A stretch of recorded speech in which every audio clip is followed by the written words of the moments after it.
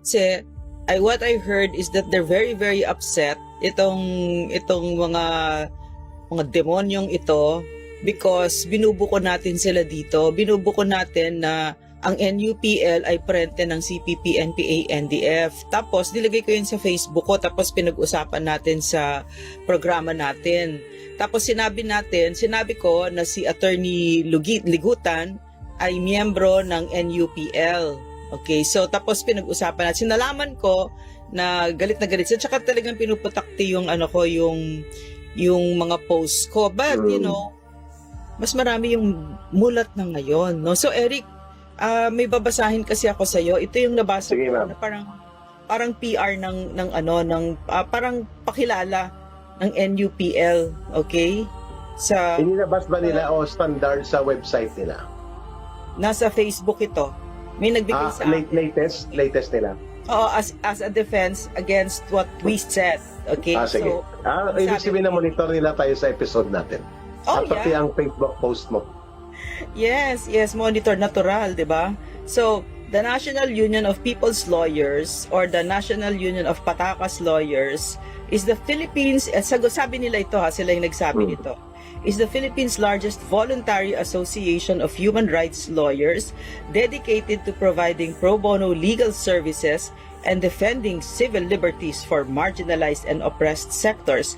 Founded in 2007, they are known for litigating landmark public interest cases and assisting victims of state abuses.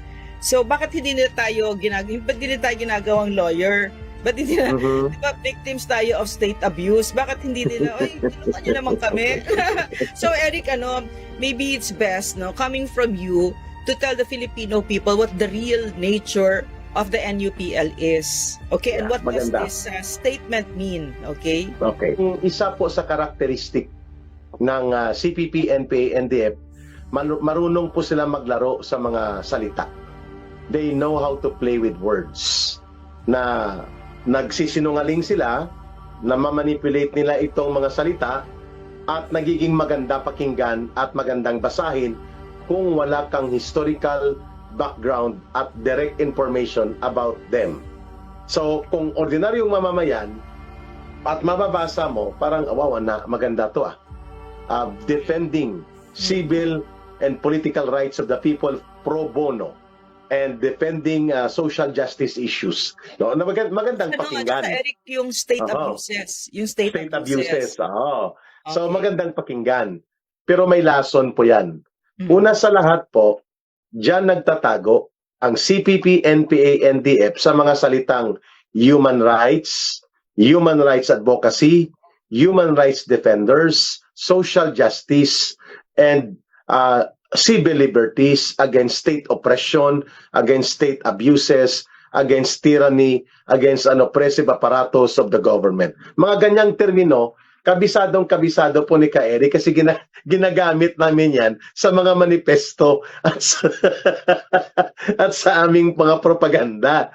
So, what is the real score about NUPL? NUPL, dahil nga nawala dati sa panahon ni Marcos, may initiative po ang Communist Party, ang kanilang United Front. Pag sinabi pong United Front group, ito yung lumalangoy sa mga professionals, sa church leaders, sa mga lawyers. Noong panahon po ng kasagsagan ng anti-dictatorship struggle sa Pilipinas, nagbuo sila noon ng FLAG, Free Legal Assistance Group. Alam ko po ma'am, alam ng father mo yan, ni Justice Badoy, ang FLAG, naabutan niya pa niyan At hindi ko alam kung nag-FLAG lawyer siya, baka hindi. FLAG is a Free Legal Assistance Group ng mga totoo noon na mga human rights practitioners na mga abogado like Joker Arroyo, sina Lorenzo Tanyada, sila Jokno, sina Pepe Jokno.